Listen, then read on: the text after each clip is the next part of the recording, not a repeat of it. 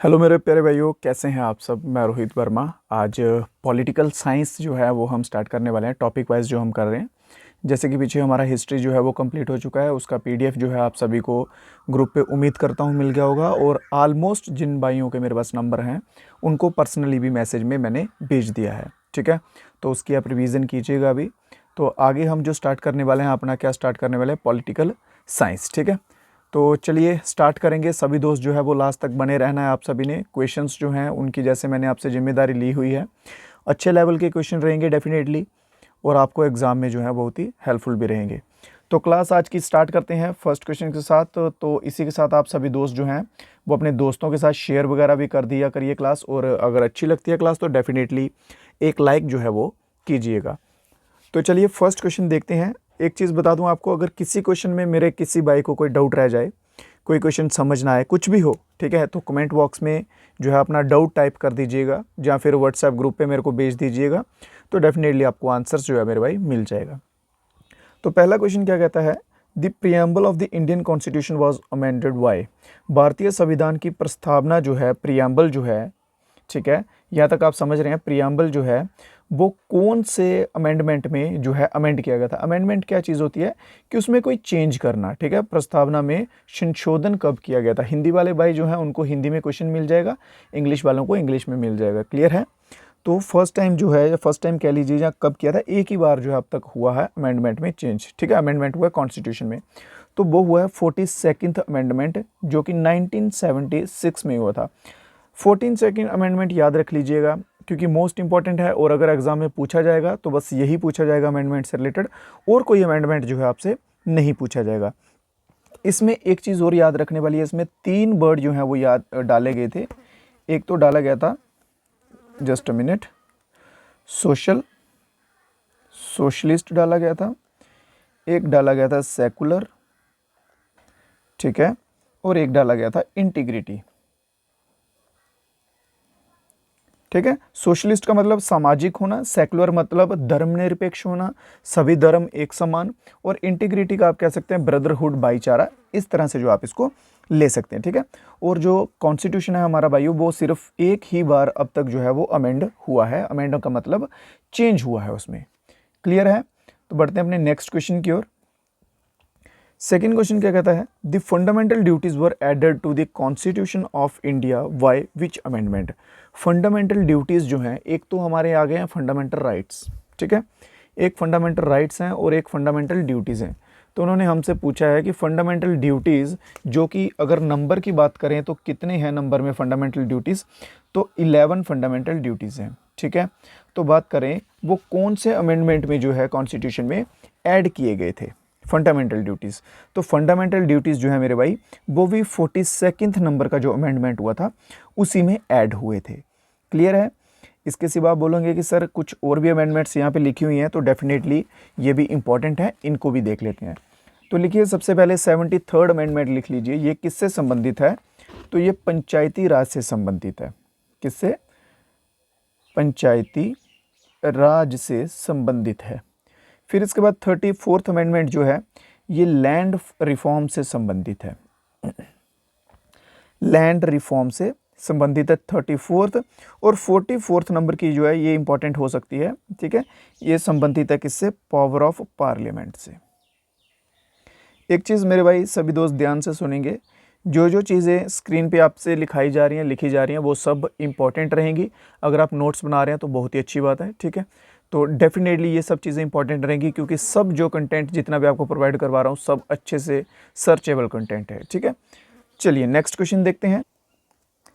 Next question हमारा क्या कहता है, विच of the following is not a fundamental right mention in the Indian constitution. ये जो हमें यहाँ पे ऑप्शंस दिए गए हैं, इसमें से फंडामेंटल राइट जो है मेरे भाई कौन सा नहीं है। क्लियर है। फंडामेंटल राइट इनमें से कौन सा नहीं है, right to vote, right to equality, right to freedom of religion, या फिर राइट टू फ्रीडम, कौन सा जो है वो नहीं है। बिल्कुल सही। अगर आप जा रहे हैं ऑप्शन नंबर ए के साथ, राइट टू वोट जो है ये फंडामेंटल राइट में नहीं आता है, ठीक है। ये फंडामेंटल राइट्स में नहीं आता है। तो फिर आप बोलोगे कि सर किस में आता है, तो ये आता है कॉन्स्टिट्यूशनल राइट में। कॉन्स्टिट्यूशनल राइट में आता है ये। क्लियर है यहाँ तक। कॉन्स्टिट्यूशनल राइट में ये आता है। और आर्टिकल की बात कर ली जाए तो आर्टिकल नंबर आर्टिकल नंबर 326 के अंडर जो है ये आएगा। क्लियर है। इसके सिवा ना एक और ऑप्शन दिया जा सकता था, राइट टू प्रॉपर्टी करके, राइट टू प्रॉपर्टी करके ऑप्शन दिया जा सकता था। इससे बहुत सारे बच्चे जो हैं वो उलझ सकते थे। राइट टू प्रॉपर्टी जो है ना ये पहले फंडामेंटल राइट हुआ करता था, बट अभी नहीं है, इसको निकाल दिया गया है। अब इसको आर्टिकल नंबर पहले जाता था, आर्टिकल नंबर किसमें 31 में आता था, फिर इसको यहाँ से शिफ्ट करके 300A में जो है कर दिया हुआ है। क्लियर है। ये भी ध्यान रखिएगा, राइट टू प्रॉपर्टी अगर इन केस आ जाए ऑप्शन में तो ये हमारा फंडामेंटल राइट बिल्कुल नहीं होगा। नेक्स्ट क्वेश्चन देखते हैं। अगला क्वेश्चन क्या कहता है, विच of the following article deal with the improvement of public health under the DPSP, directive principle of state policy का मतलब होता है DPSP, हम इसे सिंपल बोलते हैं। DPSP जो है मेरे भाई ये आती है DPSP, ये आती है पार्ट 4 ऑफ द कॉन्स्टिट्यूशन में। किस में आती है, पार्ट 4 में आती है। और पार्ट 4A में क्या आते हैं, फंडामेंटल ड्यूटीज़ आते हैं, याद रखिएगा। क्लियर है यहाँ तक। तो इन्होंने बोला है कि DPSP में जो पब्लिक हेल्थ के रिलेटेड चीज़ें आती हैं वो कौन से आर्टिकल में आती हैं। क्वेश्चन समझ गए। इसमें एक्चुअल में आता क्या क्या है लिख लीजिए। एक तो आता है न्यूट्रिशन लेवल हाई करना, न्यूट्रिशन लेवल रेज करना, ठीक है, बढ़ाना। दूसरा नंबर आ गया standard of living, standard of living, दूसरा स्टैंडर्ड ऑफ लिविंग हो गया। और तीसरा इसके बाद हो गया पब्लिक हेल्थ को इम्प्रूव करना, जो कि ऑप्शन में हमें दिया हुआ है। तो ये सब जो है मेरे भाई ये आता है आर्टिकल नंबर 47 के अंदर। ऑप्शन नंबर सी वाले भाई जो हैं सभी का बिल्कुल आंसर सही रहेगा। कौन से आर्टिकल के अंदर, आर्टिकल नंबर 47 के अंदर ये सब आएगा DPSP का। नेक्स्ट क्वेश्चन देखते हैं। How many list of functions है, फंडामेंटल नहीं, functions for the union and state government have been given in Indian constitution. List जो है देखिए, इससे पहले मैंने आपको कुछ प्रैक्टिस सेट्स करवाए थे। अगर तो कुछ भाई आप में से वहाँ से जुड़े होंगे तो मोस्टली आप जो है वो क्वेश्चंस के आंसर दे पा रहे होंगे। जो कुछ नए भी जुड़े हैं उनसे मैं उम्मीद करूँगा कि साथ साथ में ट्राई कीजिए मेरे भाइयों, कमेंट बॉक्स में जो जो आपको आंसर्स आते हैं वो आप देते जाएँ, ठीक है। तो यहाँ पे बात कर रहे हैं कि लिस्ट जो है वो कितनी है इंडियन कॉन्स्टिट्यूशन में गवर्नमेंट्स को दी हुई। तो टोटल जो है, टोटल मेरे भाई कितनी है, 3 है, 3 लिस्ट हैं।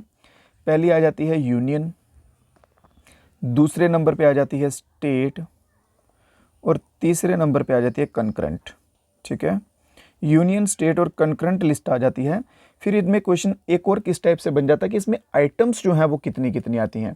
तो बात करें यूनियन की, पहले इसमें थी 97 और करंटली जो है वो 100 हो गई हैं।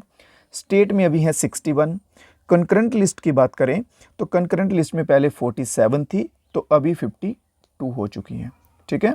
ये जिनके आगे 9 लिख रहा हूँ इसका मतलब कि अभी इतनी हो चुकी हैं। तो इसका आंसर हमारा क्या रहेगा, कितनी है लिस्ट हमारी, तो 3 है लिस्ट टोटल। तो ऑप्शन नंबर सी बिल्कुल यहाँ पे सही आंसर हो जाएगा। यहाँ तक किसी भाई को कोई डाउट तो नहीं, कोई अगर क्वेश्चन समझ ना आया हो, कोई कॉन्सेप्ट में कोई डाउट रह गया हो किसी टाइप का क्लास के रिलेटेड, ठीक है, अगर क्लास के रिलेटेड कोई भी डाउट है किसी मेरे भाई को तो बता सकते हैं डेफिनेटली। नेक्स्ट क्वेश्चन देखते हैं। The first function of constitution is to provide a set of basic rule for which of the following। Constitution का सबसे पहला और मुख्य काम जो है वो क्या है, किस टाइप का जो है वो बेसिक रूल सेट करना है, ठीक है, वो है coordination in the society. Coordination in the society जो है ये सबसे बेसिक नॉर्म रहता है कॉन्स्टिट्यूशन का, से कि सबसे पहले भाई अपना जो समाज है, अपनी जो सोसाइटी है उसमें कोऑर्डिनेट करके रहो, क्योंकि वही हमारा मुंड मूल है, वही से हमारा जो है वो स्टार्टिंग है, ठीक है। तो ऑप्शन नंबर कौन सा इसमें सही होगा मेरे भाई, तो ऑप्शन नंबर डी यहाँ पे बिल्कुल सही रहेगा। अगला क्वेश्चन देखते हैं। In which year was the term secular added to the preamble. Secular शब्द जो है मेरे भाई ये प्रियम्बल में, भारत के कॉन्स्टिट्यूशन के प्रियम्बल में कौन से वर्ष में जो है वो ऐड हुआ था। चलिए ये आंसर आप सभी को आना चाहिए क्योंकि ये फर्स्ट की सेकंड क्वेश्चन में आई थिंक मैंने करवाया है। मैं आपको इसलिए बोलता हूँ हमेशा एक चीज़ और कि जब भी क्लास करो ना, अगर मान लो पढ़ रहे हो तो फिर वो पूरी तरह टोटली पढ़ो, फिर आपका ध्यान इधर उधर नहीं होना चाहिए। अगर फ़ोन चला रहे हो, गेम खेल रहे हो तो पूरी तरह गेम खेलो, ठीक है। एक टाइम पे एक काम करो और पूरी डेडिकेशन के साथ करो। जैसे मैंने आपको स्टार्टिंग में बताया 42nd अमेंडमेंट जो है वो 1976 में हुई और उसमें 3 वर्ड जोड़े गए, सोशलिस्ट, सेकुलर और इंटीग्रिटी वर्ड जोड़ा गया। तो वही तो इन्होंने पूछा है, उसमें से एक सेकुलर वर्ड पूछ लिया हुआ है। तो आपको पता होना चाहिए कि 42nd अमेंडमेंट 1976 में बताई है सर ने पहले ही ऑप्शन में। तो ऑप्शन ढूंढ लो, यहाँ पे ऑप्शन नंबर ए में दिया हुआ 1976। तो बिल्कुल जो हमारा सही आंसर क्या हो जाएगा, 1976 हो जाएगा। एक चीज़ और बता देता हूँ आपको, 1976 के टाइम पीरियड जो था, इस टाइम पे इमरजेंसी भी लगी हुई थी, ठीक है, इमरजेंसी भी लगी हुई थी। अगर इमरजेंसी भी क्वेश्चन आ जाए कि भारत में टोटल इमरजेंसी जो है वो कितने डिक्लेयर हुए हैं, डिक्लेयर टोटल इन इंडिया, ठीक है, भारत में टोटल जो है वो कितने इमरजेंसी लगे हैं, तो मेरे भाई 3 लगे हैं, जिसमें कि पहला इमरजेंसी जो है, फर्स्ट इमरजेंसी वो लगा था 1962 में। कब लगा था, 1962 में। सेकंड जो है वो 1971 में, और थर्ड जो है 1975 से लगा था। क्लियर है, ये तीनों। अब ये मत बोलिएगा कि सर आप यहाँ बोल रहे हो 1975 में लगा था, तो यहाँ पे आप 1976 का बोल रहे हो, तो वो लंबा चला था, ऐसा नहीं है कि आज लगा आज ही खत्म हो गया था, ठीक है। 1975 के एंडिंग में लगा था, और 1976 का जो टाइम पीरियड है वो भी उसमें कवर हुआ था। क्लियर है यहाँ तक। बढ़ते हैं अपने नेक्स्ट क्वेश्चन की ओर। Objective resolution most important question बन जाता है मेरे भाई। ऑब्जेक्टिव रेजोल्यूशन जो है वो पास किया गया था, किसके द्वारा जो है वो पास कराया गया था, ठीक है, इसके ऊपर जो है इंपॉर्टेंट क्वेश्चन बनता है। तो इसी में यही पूछा हुआ है कि ऑब्जेक्टिव रेजोल्यूशन जो कि बेसिस है इंडियन पॉलिटिकल सिस्टम का, वो कॉन्स्टिट्यूशनल असेंबली में किसके द्वारा इंट्रोड्यूस किया गया था। तो इसमें हमारा फर्स्ट ऑफ ऑल आंसर देखिए, आंसर होगा जवाहरलाल नेहरू। जवाहरलाल नेहरू के द्वारा इंट्रोड्यूस किया गया था। कब किया गया था, 13 दिसंबर। डेट लिख लीजिएगा, इसकी डेट इंपॉर्टेंट रहेगी, डेट के रिलेटेड भी पूछ सकते हैं। देखिए प्रेजेंट कब किया गया था, 1946 में किया गया था, और कॉन्स्टिट्यूएंट असेंबली के द्वारा एडॉप्ट जो है, या आप कह सकते हैं कि स्वीकार करना, तो स्वीकार किया गया था 22 जनवरी 1947 को। 22 जैन 1947 को जो है एडॉप्ट किया गया था, जहाँ कह ले अपना लिया था कॉन्स्टिट्यूएंट असेंबली में, ठीक है। तो ऑप्शन नंबर डी जहाँ पे बिल्कुल सही हो जाएगा। नेक्स्ट क्वेश्चन देखते हैं, which is the article that deal with the official language. इनमें से कौन सा आर्टिकल है जो ऑफिशियल लैंग्वेज से संबंधित है, राजभाषा से संबंधित है, कौन सा आर्टिकल है इसमें से। आर्टिकल नंबर 88 एंड 123 ये इंपॉर्टेंट कैसे हो जाते हैं कि ये प्रेसिडेंट से रिलेटेड है। इन दोनों को स्टार मार्क कर लीजिए, ये प्रेसिडेंट के टाइम पीरियड से रिलेटेड है। आपको अलग से एक सेपरेट जो है वो टॉपिक करवा दूंगा प्रेसिडेंट का, क्योंकि प्रेसिडेंट के ऊपर बहुत सारे क्वेश्चन बनते हैं, तो डेफिनेटली उसमें हम ये सब जो है वो कवर कर लेंगे, ठीक है। इसके सिवा बचता है हमारा आर्टिकल नंबर कौन सा, 343। आर्टिकल नंबर 343 जो है ये इसका बिल्कुल सही आंसर होगा, और ये डिक्लेयर करता है हिंदी एज ऑफिशियल लैंग्वेज, ठीक है, हिंदी एज ऑफिशियल लैंग्वेज ये डिक्लेयर करता है। और इसके साथ साथ इन्होंने कहा कि जब तक आगे जो है कार्यपालन नहीं सेट होता सिस्टम अपना, तब तक इंग्लिश जो है उसको भी साथ में यूज़ में रखो, और भी बहुत सी लोकल लैंग्वेजेस जो हैं उनको ऑफिशियल वर्क्स के लिए यूज़ किया जाता है, ठीक है। तो ऑफिशियल लैंग्वेज के रिलेटेड अगर आर्टिकल पूछ लिया जाए तो 343 आर्टिकल जो हमारा बिल्कुल इसमें सही हो जाएगा। नेक्स्ट क्वेश्चन देख लेते हैं, under which article of DPSP a working women on maternity leave must receive all maternity benefits. Maternity leave क्या होती है, सबसे पहले मैटरनिटी लीव होती है कि अगर कोई भी महिला है, कोई भी महिला अगर किसी कंपनी में काम कर रही है, किसी भी संस्थान में काम कर रहे हैं, उनके दौरान उनको प्रेगनेंसी होती है, बेबी बर्थ होता है, तो उसके बाद उनको 2 साल तक की जो है वो बेबी केयर लीव मिलती है, जिसे हम मैटरनिटी लीव कहते हैं, ठीक है। बेबी का जो केयर करना होता है, क्योंकि 2 साल तक बच्चे को संभालना पड़ता है, तो उसकी लीव मिलती है। तो उसमें क्या होता है, कंपनी जो है उनके सारे एक्सपेंस, ठीक है, उनको पेड लीव देती है, एज उनकी सैलरी पूरी मिलेगी, उनको जो भी मेडिकल के रिलेटेड एक्सपेंस वगैरह होंगे वो सब उनको कंपनी कवर करेगी, ये बात है। अब इन्होंने इसमें पूछा कि ये किस आर्टिकल के अंडर आता है, तो ये मैटरनिटी लीव जो है मेरे भाई, ऑप्शन नंबर ए किस किस दोस्त ने आंसर किया है, बिल्कुल सही रहेगा उनका आंसर। तो आर्टिकल नंबर 42 के अंदर जो है वो मैटरनिटी लीव आती है। इसके सिवा 2 आर्टिकल और इंपॉर्टेंट हो जाते हैं। आर्टिकल नंबर 44, आर्टिकल नंबर 44 क्या है, लिख लीजिए, आर्टिकल नंबर 44 क्या है, uniform civil code. Uniform civil code से संबंधित है आर्टिकल नंबर 44। यूसीसी से एक ऐसा क्वेश्चन बन सकता है कि फर्स्ट स्टेट बताइए जिसने अडॉप्ट किया, फर्स्ट स्टेट कौन सा पहला राज्य बना जिसमें यूसीसी अप्लाई हुआ, तो वो मेरे भाई रहेगा उत्तराखंड। कौन सा रहेगा, उत्तराखंड। पुष्कर सिंह धामी वहाँ के CM के टाइम पीरियड पे जो है वो हुआ है। क्लियर, ये क्वेश्चन तैयार कर लीजिएगा। इसके सिवा आर्टिकल नंबर 45 लिखिए, फ्री एंड कंपल्सरी एजुकेशन। क्या? फ्री एंड कंपल्सरी एजुकेशन आएगी आर्टिकल नंबर 45 में, जिसमें अंदर एज पीरियड क्या रहता है, 6 टू लेके 14 तक का एज पीरियड रहता है। अगला क्वेश्चन देखते हैं। उम्मीद कर रहा हूँ यहाँ तक आपको जितने भी अभी तक क्वेश्चन पढ़े हैं सब समझ आ रहे होंगे। कोई क्वेश्चन ऐसा नहीं होगा जिसमें कोई आपको डाउट रह गया होगा या कोई चीज़ समझ नहीं आई होगी। डेफिनेटली अगर किसी भी चीज़ में मेरे भाई हो, देखो टू बी फ्रैंक बोल रहा हूँ, किसी भी चीज़ में कोई किसी टाइप का डाउट रह जाता है क्वेश्चंस के रिलेटेड, क्लास के रिलेटेड से, तो आप बेझिझक बताइए मेरे को, ठीक है, मैं आपको उसका आंसर दूंगा। तो देखते हैं next question, article number 44। Article number 44 हमने पीछे किया अभी लास्ट क्वेश्चन में, यूनिफॉर्म सिविल कोड से संबंधित है। अगला क्वेश्चन देखते हैं, dash and dash granted cultural and educational right to minorities. Educational और कल्चरल राइट जो मिनोरिटीज़ होती हैं, मिनोरिटीज़ क्या होती हैं कि अल्पसंख्यक लोग, मान लीजिए कि एक ग्रुप है, यहाँ पे ए ग्रुप के लोग जो हैं वो 50 हैं और बी ग्रुप के लोग जो हैं वो 5 है, तो बी ग्रुप जो है यहाँ पे माइनॉरिटीज़ में गिना जाएगा, जिसमें लोग जो हैं वो कम हों, अल्पसंख्यक कहलाए जाएं, वो माइनॉरिटीज़ में गिना जाता है। क्लियर है? तो जो ये 5 लोग हैं, अब ऐसा होता है कि ये 50 हैं, ये 5 हैं, तो ये 50 वाले जो हैं अपना दबदबा इनके ऊपर डालेंगे, नॉर्मल सी बात है। जो ये काम कर रहे होंगे ये काम इनसे भी करवाएंगे, ए वाले बी से। तो बी वाले जो हैं उनके कल्चर और एजुकेशनल राइट्स जो हैं उनको बचाए रखने के लिए कौन कौन सा आर्टिकल जो है भारत सरकार ने लाया है, तो आर्टिकल नंबर 29 और आर्टिकल नंबर 30, 29 और 30, ये 2 आर्टिकल इंपॉर्टेंट हो जाएंगे। एक चीज़ ध्यान रखिए, जैसे ही क्लास ख़त्म हो जाती है, अगर आप नोट्स बना रहे हैं, वैसे तो बनाने चाहिए आप सभी को, अगर नहीं भी बना रहे हैं तो बनाइए। जैसे ही क्लास ख़त्म होती है उसके बाद आधा 1 घंटा ब्रेक लीजिए, अगर आपको और सब्जेक्ट कोई पढ़ना है वो पढ़िए, तो उसके तुरंत बाद जो है क्या कीजिए, रिवीजन करना स्टार्ट कर दीजिए। क्योंकि देखिए जीके जीएस कुछ ऐसा है कि आपको समझ तो ऐसा नहीं होगा कि एक बार पढ़ लेंगे तो आपके दिमाग में बैठा रहेगा, क्योंकि ये कॉन्सेप्ट्स नहीं है, ये सारे फैक्ट के बेस पे हैं, ठीक है। तो फैक्ट्स आपको कैसे याद होंगे मेरे भाई, अगर आप उनको बार बार पढ़ेंगे, आंखों के सामने से निकालेंगे, तो डेफिनेटली फिर वो आपको लंबे समय तक आप कह सकते हैं कि याद हो जाएंगी चीज़ें।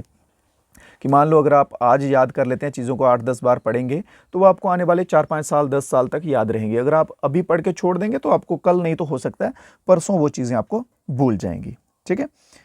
यहाँ तक क्लियर है सभी को? नेक्स्ट क्वेश्चन की तरफ चलें। चलिए, इसके सिवा कुछ इंपॉर्टेंट 1-2 आर्टिकल लिख लीजिए जो कि अमूमन आप कह सकते हैं एग्जाम में पूछे जाते हैं। सबसे पहले है, आर्टिकल नंबर लिखता जाऊंगा मैं, ठीक है, पूरा नहीं लिखूंगा। आर्टिकल 110 लिख लीजिए। ये किससे संबंधित है? ये मनी बिल से संबंधित है, आर्टिकल नंबर 110। फिर इसके सिवा लिखिए आर्टिकल 368 जो है ये कॉन्स्टिट्यूशनल अमेंडमेंट से संबंधित है। जो कॉन्स्टिट्यूशन में चेंज होते हैं ना, अगर कॉन्स्टिट्यूशन में कोई चेंज करना है, कोई आर्टिकल डालना है, कोई निकालना है, तो उससे संबंधित कौन सा आर्टिकल है? Article number 366। इसके बाद अगर बात करें तो 214 आर्टिकल लिखिए जो कि हाई कोर्ट से संबंधित है। हाई कोर्ट से संबंधित कौन सा आर्टिकल है? 214। फिर एक और इम्पॉर्टेंट ये लास्ट आर्टिकल लिख लीजिए 76। ये किससे संबंधित है? अटॉर्नी जनरल से। अटॉर्नी जनरल से संबंधित कौन सा है? Article number 76। ये इंपॉर्टेंट आर्टिकल्स हैं, एग्जाम्स में आने में चांसेस हैं इनके पूरे, तो इनको डेफिनेटली जो है अपनी नोटबुक में लिख लीजिएगा। नेक्स्ट क्वेश्चन की तरफ चलते हैं हम। Which of the following article of Indian constitution provide power to president of India declare national emergency? कौन सा आर्टिकल है जिसमें कि, एक मिनट, इंडियन कॉन्स्टिट्यूशन का कौन सा आर्टिकल है जिसमें प्रेसिडेंट को पावर मिलती है कि वो नेशनल इमरजेंसी जो है वो डिक्लेयर कर सकता है? ठीक है, डिक्लेयर नेशनल इमरजेंसी। 3 इमरजेंसी जहां पे इंपॉर्टेंट आती हैं, लिख लीजिएगा, इनको लिखिएगा, इंपॉर्टेंट करके लिखिए इनको, ठीक है। 3 आएंगी यहाँ पे। पहली आएगी आर्टिकल 352 में, फिर आएगी आर्टिकल 356 में, फिर आएगी आर्टिकल 360 में। ये 3 लिख लीजिएगा, मोस्ट इंपॉर्टेंट है, मोस्ट इंपॉर्टेंट। 352 में क्या होता है? National emergency. 356 में क्या होता है? प्रेसिडेंशियल रूल लगता है। प्रेसिडेंशियल रूल का क्या मीनिंग होता है? गवर्नर राज जिसे हम कहते हैं, ठीक है। मान लीजिएगा अगर कोई स्टेट है, वहाँ का चीफ मिनिस्टर है या कुछ भी है, अगर कोई कुछ भी स्टेट में गलत हो जाता है, दंगा हो जाता है, वहाँ का चीफ मिनिस्टर जो भी है, हेड है, वो उसे कंट्रोल नहीं कर पा रहा है, कोई लड़ाई हो रही है स्टेट में, बहुत दो ट्राइब्स के बीच में, जैसे मणिपुर में हो गया था, तो बहुत एक कह सकते हैं आप एक्सट्रीम लेवल तक चीज़ें पहुंच जाती है। फिर क्या करता है सेंटर जो है ना, सेंटर में गवर्नमेंट होती है जो, फिर वो वहाँ पे जो है आ जाता है, ठीक है, सेंटर की गवर्नमेंट वहाँ पे आ जाती है पावर लेके, तो उसे कहते हैं प्रेसिडेंशियल रूल। फिर सेंटर की गवर्नमेंट जो है वो डायरेक्ट उसे रूल करती है, ठीक है, फिर सीएम का, गवर्नर का वहाँ का कोई रोल नहीं रहता है। तो ये आ जाएगा 356 में। और 360 में क्या आ जाएगा, फाइनेंशियल इमरजेंसी। क्या आ जाएगा मेरे भाई, फाइनेंशियल इमरजेंसी आ जाएगी इसमें, फाइनेंशियल इमरजेंसी जो लगती है वो 360 में लग जाएगी। यहाँ तक क्लियर है? तो बड़े, हाँ, इसका आंसर देख लिया, आंसर हो जाएगा आर्टिकल नंबर 356, क्योंकि इन्होंने यहाँ पे किसकी बात की, नेशनल इमरजेंसी की, तो ऑप्शन नंबर सी यहाँ पे हमारा आंसर हो जाएगा। नेक्स्ट क्वेश्चन देख लेते हैं। क्वेश्चन बहुत बड़ा लिखा हुआ है, इन्होंने लिखा क्या है, it shall be the duty of the every parents opportunity for sex education is case in. हाँ सुनिए, इन्होंने इस क्वेश्चन में ये बोला हुआ है कि ये हर एक माता पिता के और एक नागरिक, देश के नागरिक की ड्यूटी बनती है कि अपने जो भी बच्चे हैं उनको एजुकेशन प्रोवाइड करवाएं 6 साल से लेके 14 साल की उम्र के बीच में। जो 6 to 14 की जो एज है, इसमें सिटीजन्स जो नागरिक होते हैं और पेरेंट्स, गार्जियंस जो भी हैं, उन सभी की ये रिस्पॉन्सिबिलिटी बनती है कि अपने बच्चों को एजुकेशन जो है वो 14 ईयर तक जो है वो कंपलसरी करवाएं। और इन्होंने पूछा है कि ये चीज़ जो है ये किस आर्टिकल के अंडर आती है, तो ये आती है आर्टिकल नंबर 51A और उसके आगे के याद रखिएगा, ठीक है, आर्टिकल 51A फिर आगे के, 51A और ब्रैकेट में के, ठीक है, इससे जो है इसके अंडर जो है ये चीज़ आती है। तो ऑप्शन नंबर कौन सा सही हो जाएगा, ऑप्शन नंबर हो जाएगा सही, ऑप्शन नंबर ए बिल्कुल सही रहेगा। अगला क्वेश्चन देखते हैं, which article of the Indian constitution describe the right to constitutional remedies. Most important मेरे भाई, कॉन्स्टिट्यूशनल रेमेडीज से रिलेटेड मोस्ट इंपॉर्टेंट है, और क्वेश्चन जहाँ से बनते हुए आपको दिखेंगे, ठीक है। पॉलिटिकल साइंस से 7-8 क्वेश्चन आप कह सकते हैं, नहीं तो 5 क्वेश्चन तो कहीं गए ही नहीं है, ठीक है, इस टाइप का जो है इसका आता है, क्योंकि कॉन्स्टिट्यूशन से हमेशा क्वेश्चन पूछे जाते हैं, आर्टिकल से हमेशा क्वेश्चंस पूछे जाते हैं, प्रियम्बल हो गया, ये कुछ ऐसे टॉपिक्स हैं जो आप कह सकते हैं ऑलमोस्ट सभी एग्जाम्स में इनको वेटेज अच्छा खासा मिलता है। तो कॉन्स्टिट्यूशनल रेमेडीज़ की बात करो मेरे भाई, तो आर्टिकल नंबर 32 यहाँ पे हो जाता है मोस्ट इंपॉर्टेंट, ठीक है, जिसके अंदर क्या आता है, 5 रिट्स भी आती हैं, ठीक है, 5 क्या आती हैं, रिट्स आती हैं, मैंडेमस, हैबियस कॉर्पस, ठीक है, सर्शरी, प्रोहिबिशन, ये ऐसे करके इसमें 5 रिट्स जो आती हैं, जिसके अंदर अलग अलग तरह के अधिकार होते हैं। ये आपको कहीं सेपरेट में समझा दूंगा एक टॉपिक पकड़ के। यहाँ तक क्लियर? तो इसमें आंसर कौन सा हो जाएगा, आर्टिकल नंबर 32, तो ऑप्शन नंबर डी वाले बिल्कुल सही आंसर रहेगा। सभी दोस्तों से उम्मीद है कि वीडियो को एक बार लाइक वगैरह कर दीजिएगा आप सभी, अगर यहाँ तक बने हुए हैं, यहाँ तक प्यार दिखा रहे हैं, क्वेश्चन समझ आ रहे हैं, तो डेफिनेटली वीडियो को एक बार सभी दोस्त लाइक कर दें। और जो कुछ भाई हमारे साथ नए जुड़े हुए हैं, जिन्होंने चैनल सब्सक्राइब नहीं किया, वो सब्सक्राइब भी कर दें, ताकि जो भी हमारे वीडियोज़ आएँ, क्लास आए, तो आपको नोटिफिकेशन जो है सबसे पहले मिल जाए, ठीक है। तो इतना सा काम कर दीजिए। तो बढ़ते हैं नेक्स्ट आगे के क्वेश्चन की तरफ। Article dash state about separation of judiciary from executive. कौन सा आर्टिकल है जिसमें स्टेट, ठीक है, जो स्टेट्स की जुडिशरी को एग्जीक्यूटिव से अलग करता है। जुडिशरी क्या होती है और एग्जीक्यूटिव क्या होता है? सबसे पहले बात करते हैं हम एग्जीक्यूटिव पे। एग्जीक्यूटिव होता है एडमिनिस्ट्रेशन हेड, एडमिनिस्ट्रेशन होता है जो भी उसका हेड ऑफ गवर्नमेंट, ठीक है, हेड ऑफ गवर्नमेंट कह लीजिए आप, जो भी गवर्नमेंट चल रही है उसका जो हेड होगा वो होगा एग्जीक्यूटिव, उसको हम एग्जीक्यूटिव कहेंगे, ठीक है। एग्जाम्पल के तौर पे हम क्या लेते हैं, पीएम, सीएम, प्रेसिडेंट, गवर्नर, ये सब जो है एग्जीक्यूटिव पावर्स हैं। ये क्या करते हैं एग्जीक्यूटिव वाले, ये रूल्स बनाते हैं। और जुडिशरी जो है, जुडिशरी, ठीक है, जिसे न्यायपालिका कहते हैं, जुडिशरी को कहते हैं न्यायपालिका, कार्यपालिका होती है एग्जीक्यूटिव, ठीक है। और जुडिशरी जो है, जुडिशरी, इसमें क्या होता है, इसमें जजेस आते हैं, सुप्रीम कोर्ट, हाई कोर्ट, ये सब चीज़ें आएंगी। ये क्या करते हैं, इम्प्लीमेंट करते हैं, लॉज को इम्प्लीमेंट कराते हैं। और डिस्प्यूट जो भी होते हैं, डिस्प्यूट कोई भी लड़ाई मुद्दा होता है, उनको सेटल करते हैं, ठीक है, साथ में डिस्प्यूट्स को भी सेटल करवाते हैं। तो इसमें आंसर कौन सा हो जाएगा, कौन सा जो है आर्टिकल करवाता है ये सब, तो article number 50, option number C मेरे भाई बिल्कुल सही आंसर यहाँ पे रहेगा।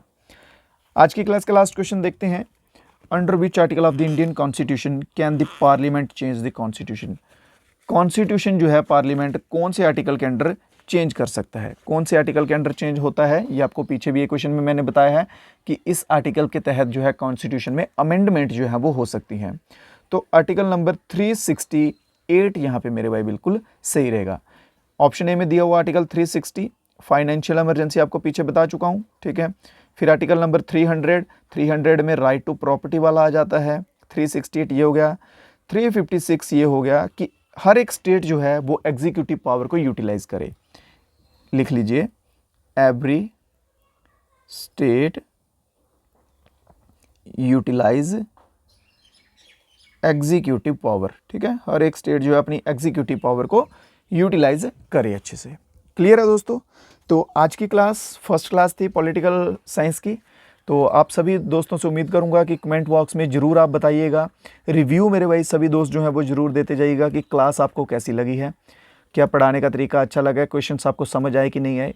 क्वेश्चन इंपॉर्टेंट है उस चीज़ की गारंटी मैं लेता हूँ। आपको पढ़ाने का तरीका कैसा लगा वो चीज़ एक बार सभी दोस्त जो हैं वो कमेंट बॉक्स में ज़रूर बता दीजिएगा। अपना अपना क्लास के रिलेटेड रिव्यू, अगर कोई इंप्रूवमेंट की ज़रूरत है तो वो भी डेफिनेटली आप बता सकते हैं, ठीक है। तो जैसे ही ये पॉलिटिकल साइंस जो है मेरे भाई वो ख़त्म हो जाएगा, उसके बाद आपको PDF जो है वो पर्सनली भी मिल जाएगी और ग्रुप पे भी मिल जाएगी। बाकी ज़्यादा अपडेट्स के लिए मेरे भाई सभी दोस्त जुड़ जाइएगा व्हाट्सएप ग्रुप के साथ, टेलीग्राम ग्रुप के साथ, जहाँ आप जुड़ना चाहें वहाँ जुड़ जाइएगा। वहाँ पे आपको सभी अपडेट्स जो हैं वो मिलते रहेंगे। तो दीजिए इजाज़त मेरे को आप सभी भाई, मिलेंगे कल फिर से नई क्लास में कुछ नए क्वेश्चंस के साथ। तब तक के लिए ख्याल रखिए अपना, अपने परिवार का। दीजिए मुझे इजाज़त। जय हिंद, जय भारत।